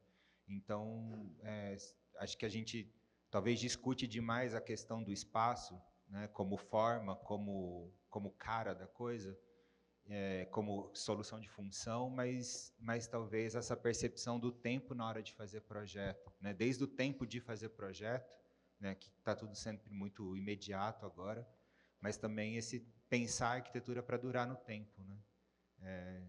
Não sei se é uma pergunta, na verdade, mas é uma angústia que eu tenho. Olha, essa questão do tempo de projeto e tempo de obra é uma história longa. Né? Assim, por exemplo, dos arquitetos em atividade hoje, um que eu conheço, que reclamou assim, veementemente da compressão do tempo de projeto em favor da ampliação do tempo de obra, foi o CISA. Falou, mas não dá tempo de fazer nada, eles já querem construir. Você veja que hoje, aqui, a duração do projeto é igual à duração da obra. Tempo. Falei, aqui no Brasil é absurdamente diferente isso. Embora alguns projetos levem alguns anos para fazer, mas, de uma maneira geral, houve uma compressão muito grande do tempo de projeto com o tempo da obra. Isso falando no tempo de projeto e tempo da obra. quando você fala de tempo na arquitetura, é uma outra coisa diferente completamente. Não sei se é sobre isso que você perguntou, mas hoje, com os recursos todos de computador e programas super eficientes, propaganda de desses programas, ArchiCAD, falava que 30% a menos de tempo de trabalho fazer no ArchiCAD. PIM, né, essa coisa, tecnologia PIM. Tudo. Isso tudo é muito bom para a produção, é muito bom. Mas para a concepção do trabalho, é muito curto esse tempo que nos é dado hoje, né? Então, acho que esse é um grande problema. Agora, o tempo e espaço da arquitetura é outra questão. Não sei se você estava se referindo a isso, né? Um pouco de cada, né? Mas eu acho que o que dá a dimensão do tempo no espaço é que, a gente já falou aqui sobre isso, tem eu não sei se foi o Palasma ou foi o próprio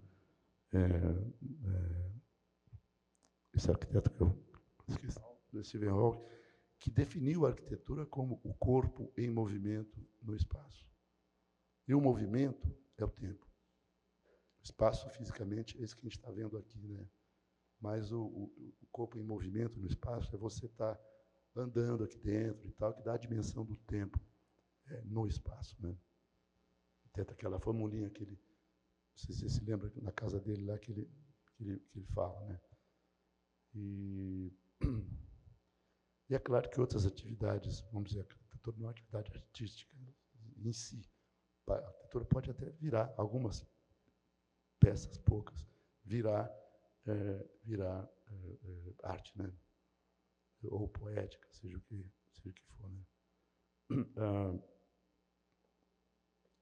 Sobre isso, por exemplo, Corbusier dizia assim que a arquitetura inveja a música. Morre de inveja da música, porque a música você tem uma liberdade absurda de espaço e de tempo, né? Espaço que eu estou dizendo como é longa a música, assim, ao ponto de até que se cita até o Stockhausen, e também o John Cage, né? Que ele fez aquele 4 minutos dele lá, absolutamente silencioso. E o som que se ouvia era o som da cidade, alguma coisa assim, quando se ouvia alguma coisa. E 4 minutos as pessoas ficaram lá, ninguém entendeu direito. De certa maneira, ele tirou o tempo, embora dure 4 minutos, ele tirou um pouco o tempo de cena, né? Naquele espaço que eles estavam lá. Então, acho que é mais nesse sentido assim, que é espaço-tempo sempre, porque sempre você está se deslocando, e como disse já também o Maurice Merleau-Ponty, que essa percepção é sempre de fragmentos, de flashes, assim que a gente tem, sabe? Que o conjunto dos seus sentidos trabalha num momento que você está aqui, tá? Na medida que você se desloca, ele tem até um principal livro dele, mais importante, a Fenomenologia da Percepção. Ele conta, num certo momento, que ele saía do escritório dele para ir para o lugar, para a universidade onde ele trabalhava. Ele andava pelo Sena, assim. E sempre chamava a atenção dele uma casa que tinha do outro lado do rio. Do outro lado do rio. Aquela casa, a totalidade daquela casa para ele era aquilo que ele via ali, né? E um dia ele estava do outro lado do Sena, andando por trás, e olhou para uma casa e falou: eu acho que essa casa é aquela casa que eu conheço. Eu não conhecia ela, fui pela primeira vez, mas é aquela que eu conheço. Então, o que é a casa? O que se percebe, que a gente percebe? Percebe fragmentos, sabe? É fragmentária essa percepção. E ela se junta depois que você está em movimento. Por exemplo, ele fez um movimento ali e viu a casa do outro lado. O que é? Porque a fenomenologia é a busca da, disse Husserl, esses caras que pensaram, é a busca da essência das coisas, da essência. Tem até nesse mesmo texto aí do Olho e Espírito do Ponty, tem um outro escrito que chama-se A Dúvida de Cézanne, que é muito legal, cara. É muito legal. Cézanne, no fim da vida dele, ele não conseguia mais terminar os desenhos, as pinturas dele. Tal era, não sei se por uma ansiedade de fazer a outra, ou preguiça de terminar aquela, Mas o fato é que ele colocava o essencial lá. Então tem uma cena, por exemplo, uma tela, que ela é tela branca em volta assim. E esse branco da tela original foi crescendo no campo da tela, as pinturas últimas dele, né? Do Matisse. Matisse que eu falei? Cézanne. Não é Cézanne, não. É Cézanne mesmo. É Cézanne. Dúvida de Cézanne. E ele coloca essa questão da dúvida como uma super... Quando jovem, ele não tinha essa dúvida. A dúvida como uma coisa já de um momento de mais pensamento nas coisas. Ele falou, é isso que eu quero mostrar. Não quero mostrar as árvores que estão atrás. Tinha um lago, tinha uma luz. Ele não mostra de onde vinha a luz, e não mostra para o fundo. Ele mostra só a cena mesmo. A parte de baixo do quadro. Está lá. Entendeu? Vamos para o próximo, fazer outro. Eu acho que tudo isso ilustra bem essa ideia, né, de tempo das coisas e da fenomenologia, a coisa do fenômeno. O fenômeno já tinha acontecido ali, que ele queria mostrar, aquela água, com aquela luz, etc. E tal. Acho que é por aí. Fazer um complemento, Eduardo. Uma coisa que a gente não comentou ainda aqui, mas que seria bastante importante falar numa conversa sobre arquitetura e corpo, é essa obsessão da fotografia de arquitetura de nunca ter ninguém, né? Não ter pessoas. Você fazer as fotos, o objeto imaculado, arquitetônico, e a não presença do corpo, o que é um fetichismo do objeto na ausência do uso. É muito complicado que seja assim, mas é muito revelador, né? Então, uma coisa que tem na sua pergunta é a questão do tempo, no sentido de que a arquitetura ela sobrevive a uma vida, né? A uma geração, muitas vezes, cada vez menos, agora que é tudo obsolescente. Mas um projeto interessante sobre essa questão, da duração e do problema do controle, porque uma outra questão que está presente na sua pergunta é o controle. E isso me lembra o texto do Argan, que tem a ver com o comentário do Chico sobre projeto e problema. O texto do Argan se chama Projeto e Destino. Texto lindo, né? Em que o Argan faz a defesa da noção de projeto. O Argan é um defensor, é um bauhausiano, né? Defensor da noção, da virtude, da necessidade de projetar, porque se você não projetar, você está vítima do destino. Você vai se deixar levar pelas coisas, né? É melhor você se assenhorar das coisas, da sua vida, pelo projeto, onde você prevê certas questões e consegue se antecipar a elas. Mas o Argan diz, a gente não sabe bem para que a gente projeta, a gente sabe bem contra o que a gente projeta. E aí é muito bom, né? Contra o acaso, contra a especulação imobiliária, contra a maldade dos poderosos, contra uma série de coisas, né? Você vai tentando se defender de tudo aquilo que tenta te levar para um caminho da submissão. E nessa questão do controle, porque isso leva à questão do projeto, porque muitas vezes o projeto moderno, e o Art Nouveau antes ainda, era o controle total, né? O arquiteto do Art Nouveau projetava até a maçaneta, né, da porta moldada na mão do proprietário, né? É um projeto que está em todas as escalas e tal, essa ideia do controle.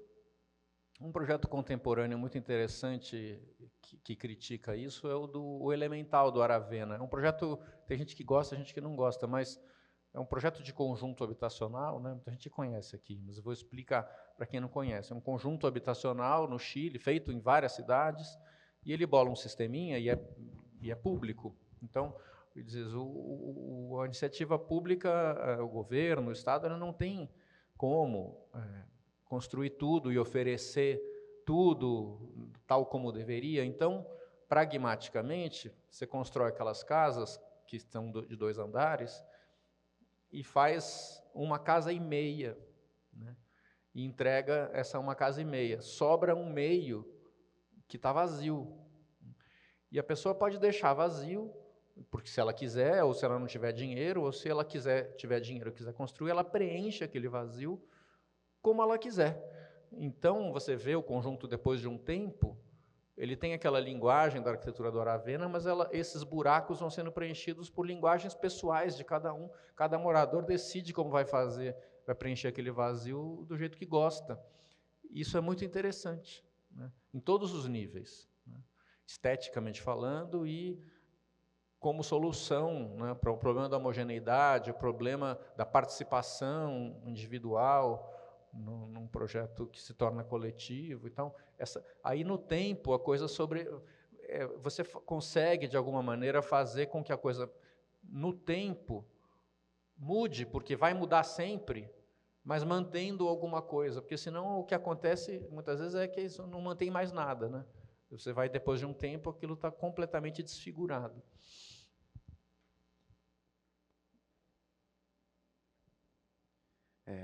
Boa tarde, eu sou o João e eu queria, não é exatamente uma dúvida, mas como o espírito do tempo é algo que age com muita intensidade sobre a prática e a construção da arquitetura, mas os corpos eles não mudam, né? Cada um tem o seu, né? E tem diferentes tamanhos e diferentes expressões individuais do corpo, mas os corpos em essência não mudam. Mas a maneira como se pratica a arquitetura está muito atrelada a esse espírito, a esse local que a gente se encontra no tempo.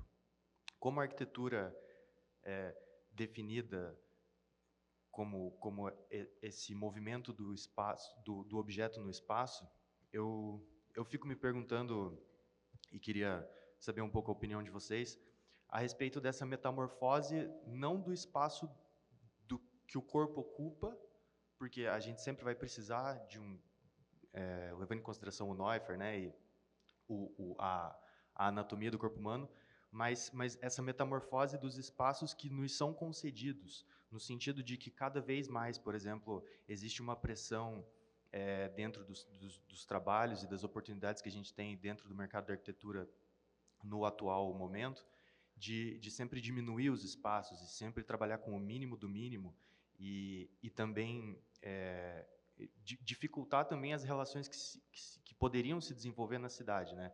No sentido de que, por que raios eu precisaria, por exemplo, de uma Praça das Artes se eu tenho um super estúdio na área comum do meu prédio, sabe? E essa linha de raciocínio que vai cada vez mais individualizando a experiência, né? Mais uma vez, um fator do agora, né? Mas como, não necessariamente como lidar, né? Mas queria que vocês comentassem um pouco sobre como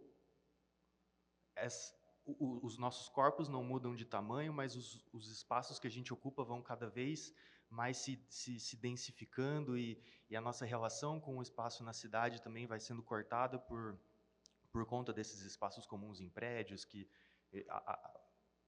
cada apartamento vira um shopping center, você tem tudo que você precisa dentro do seu próprio condomínio, etc. Como que essas relações elas podem impedir, de certa forma, o exercício da arquitetura, em alguma medida? Eu acho uma boa pergunta essa, mas tem duas respostas ainda. Uma bem fácil é a seguinte: a ganância do mercado imobiliário. Ele faz uma varanda gourmet que não conseguiram lá em São Paulo, no plano diretor aí, ser área não computável, portanto não entra nem no coeficiente de aproveitamento do terreno e nem na taxa de ocupação. E a circulação também do elevador até a entrada da casa, do apartamento. E com isso, eles fazem a varanda gourmet, que passado um mês depois, que ele pode pôr um caixilho lá fora, tirar o caixilho que separa ali e a casa dele cresce. Por essa falta de espaço, justamente. E eles economizam o que eles conseguem, tá? Especialmente as de padrão médio, assim, da classe média, né? Já que Minha Casa Minha Vida é aquela coisa mínima mesmo, é a coisa mais baixa, assim, de habitação de interesse social. Mas aí você vê que é ganância dos como chama, não é nem empreiteiro, nem construtor, é o cara que faz dono do negócio, que faz tudo, incorporadores, que é o mercado imobiliário, que tem um lobby dentro da Câmara de São Paulo que é absurdo. Qualquer coisa nesse sentido passa isso. Cada vez mais eles estão verticalizando irresponsavelmente a cidade. Não que seja contra a verticalização, você tem que verticalizar, mas tem que ter critérios para fazer isso, né? Se destrói, muitas vezes, a identidade de um certo bairro afastado, porque lá o terreno é barato, o cara compra 5 casas e um prédio gigantesco lá. Quer dizer, tem aberrações sendo feitas assim. A cidade vai ser, se abre a janela de uma, você enxerga a janela do outro, 4 metros de distância, 3 metros de distância. A qualidade de espaço também reduz muito. Você não tem mais nenhuma relação de intimidade com o espaço. Íntima, que eu quero dizer, né? Você está exposto ali, direto aos barulhos e às coisas. Tem um mau vizinho, por exemplo. Eu tenho um vizinho, por exemplo, lá da minha casa, que é baladeiro, mas baladeiro mesmo. Terça-feira, quarta-feira, quinta-feira, 2 horas da manhã, 3 horas, são músicos. Um toca muito bem piano, o outro é péssimo. É um casal de meninos assim. E quando está tocando o bom pianista, ele é até agradável, né? Mas quando está tocando o outro, uma catação de milho, assim, que é um horror. Você tem tudo isso que destrói. Lá tem um recuo de 1,60 m de um lado, são 3 metros e tanto, e nossos quartos estão no lado oposto. Então, essa coisa também muda muito, quer dizer, e piora muito a qualidade de vida das pessoas que habitam essas coisas. Um quarto de empregado é piada. Piada, não tá? Esse empregado tem que ser baixinho, porque a cama é mais curta, ela encaixa nas paredes, assim. No Japão, não tem espaço, de fato, no centro de Tóquio. Então, eles fazem aquelas cápsulas que o cara vai dormir e tal, porque se o cara for dormir em casa, ele tem que pegar um trem, ele vai gastar 1h30 para ir, fila, isso aqui. Hotel Gaveta, né? Hein? Hotel Gaveta. Hotel Gaveta. Hotel Gaveta, exatamente. Mas isso aí não é um hotel. Tem esse prédio que acho que foi demolido, que era, não sei de que era o arquiteto, eu esqueci, que era aquela... Kikutaki. Kikutaki. Foi demolido, né? E era bonito aquele prédio. Lindo. Lindo, né? Super legal. Eu estou falando, a gente não está falando disso, está falando daquelas... Você entra num armário mesmo, você entra num lugar que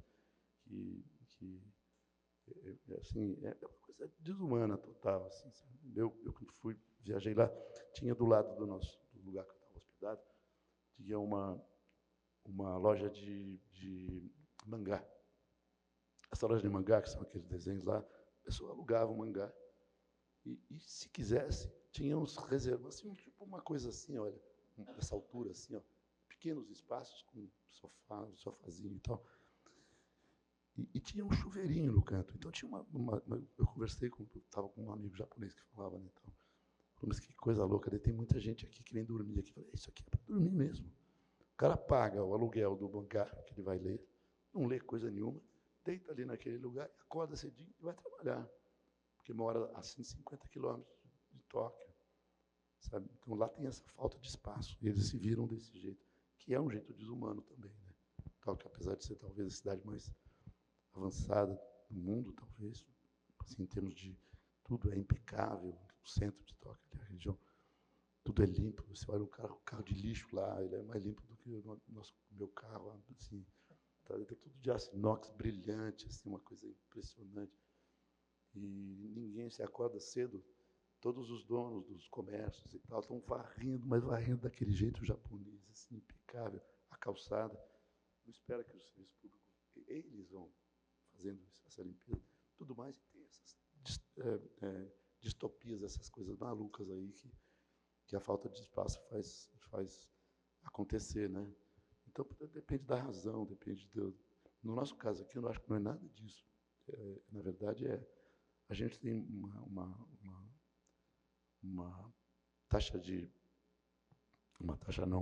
densidade populacional, a cidade de São Paulo, que é toda espalhada, assim, baixa, relativamente baixa. Você tem Barcelona, por exemplo, tudo daquele trecho de Barcelona, do projeto lá esqueci agora o nome também, são Cerdá. Térreo, sempre uma atividade ligada à calçada, de comércio, de cultura, de escola, seja do que for, e 3 pavimentos em cima, ou 4, não me lembro agora. O dele nem tem elevador, é um elevadorzinho mínimo. E a densidade lá é muito mais alta, só nesse plano Cerdá, do que a densidade de São Paulo. Então, esse plano de verticalização parece que é uma coisa para aproveitar, aumentar a densidade, se beneficiar dos serviços públicos que nessa região. Essas regiões são mais eficientes, tem todos, coleta de lixo, água, esgoto, tudo isso. Para ganhar mais dinheiro. É simples assim, cara. É mais simples. Queria também comentar a sua pergunta, e eu pergunto, ao fazer isso, a gente vai encerrar, porque está avançado no tempo, ou ainda continua?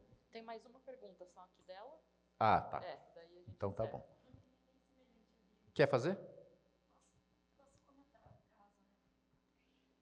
Então, boa tarde, gente. Meu nome é Lourdes.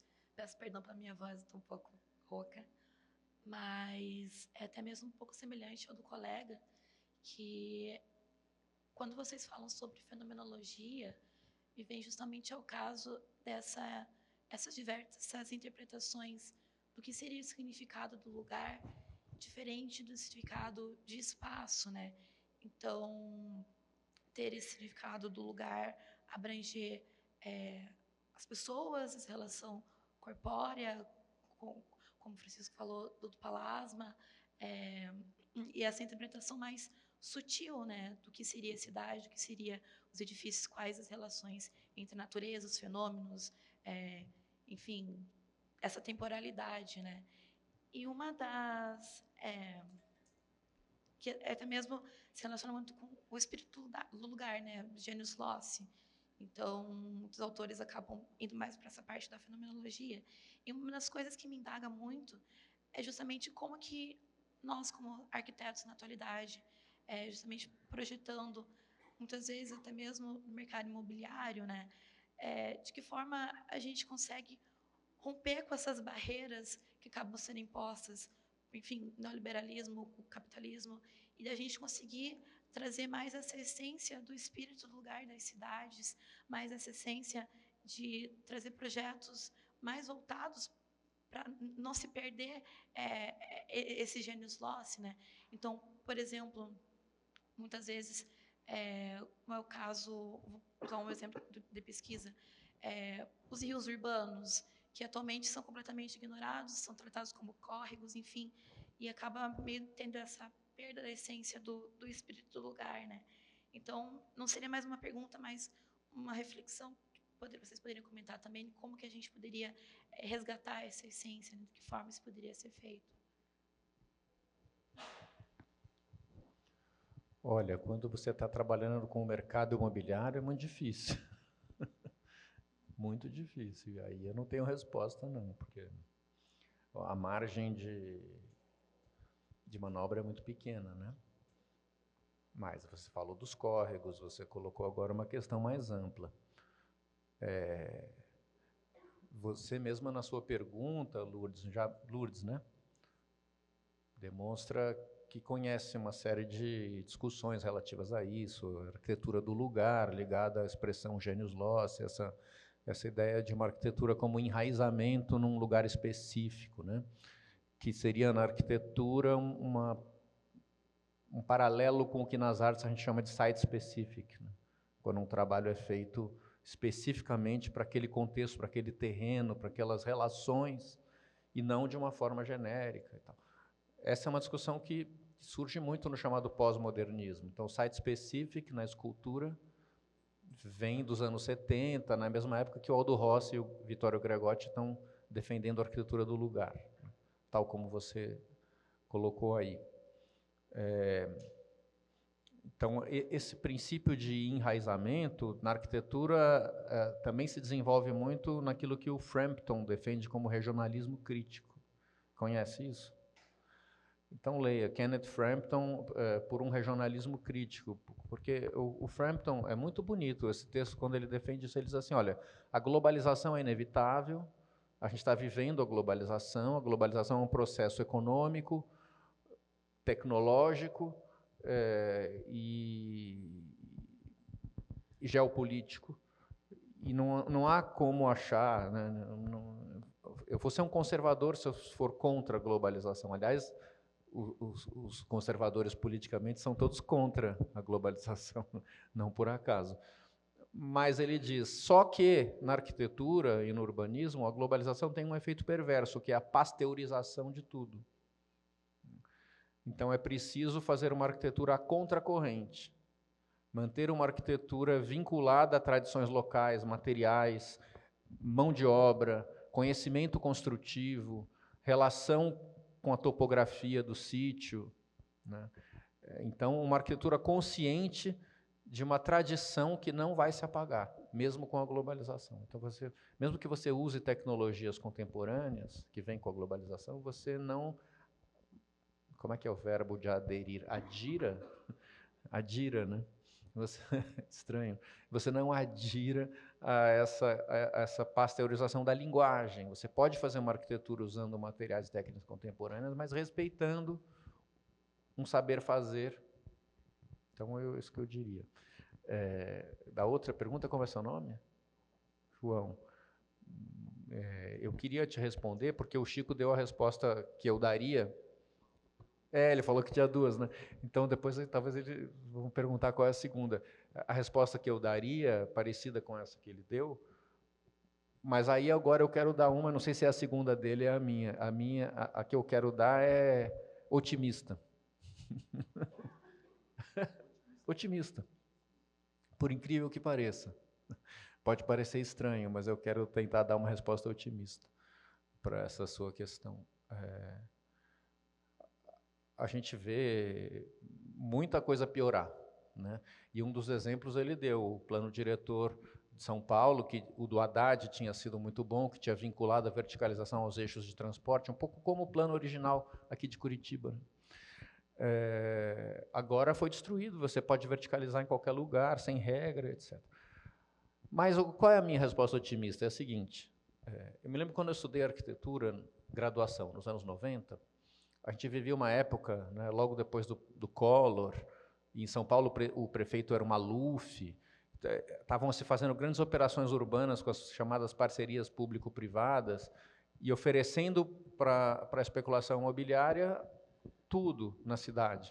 E a sensação que se tinha naquela época, eu era estudante de arquitetura, eu ficava deprimido com isso, era que o poder público acabou e que a cidade só sobrevive se ela for ofertada para os interesses privados, e ainda mais a globalização passando rodo em cima de tudo, e que não sobrava mais nada fora dessa terra arrasada.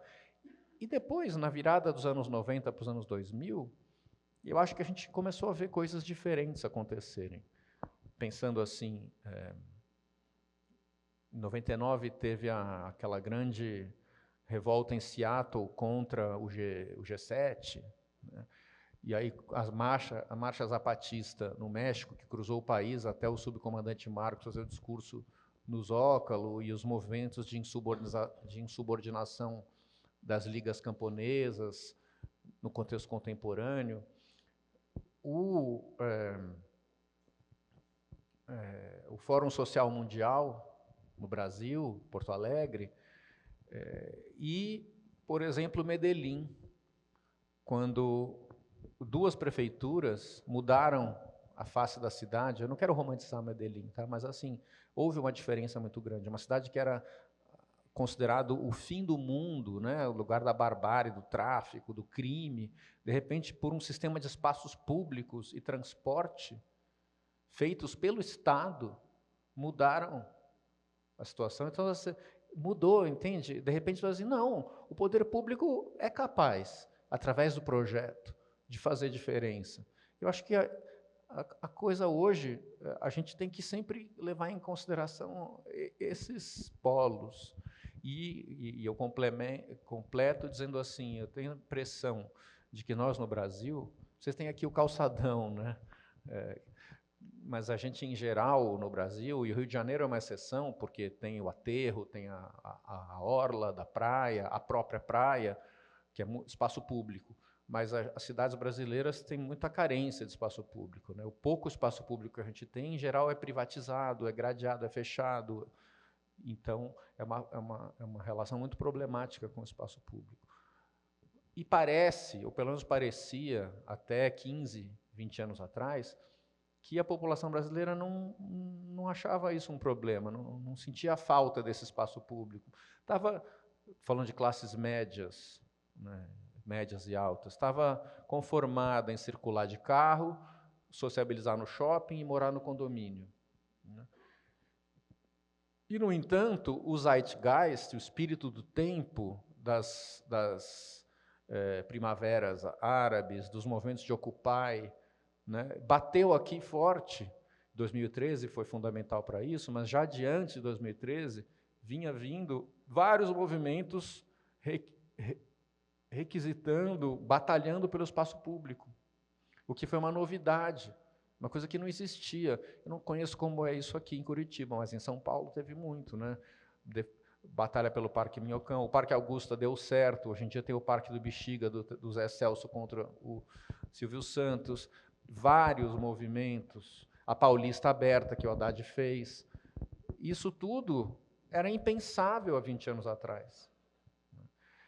Então, e eu acho que tem a ver com a parada gay, que depois hoje é parada LGBTQIA+, tem a ver com o carnaval de rua, tem a ver com a virada cultural em São Paulo, tem a ver com uma série de coisas que levaram a percepção das pessoas de que o uso do espaço público faz diferença, as pessoas começaram a querer e começaram a batalhar por isso, coisa que não havia antes. Então, tem movimentos positivos.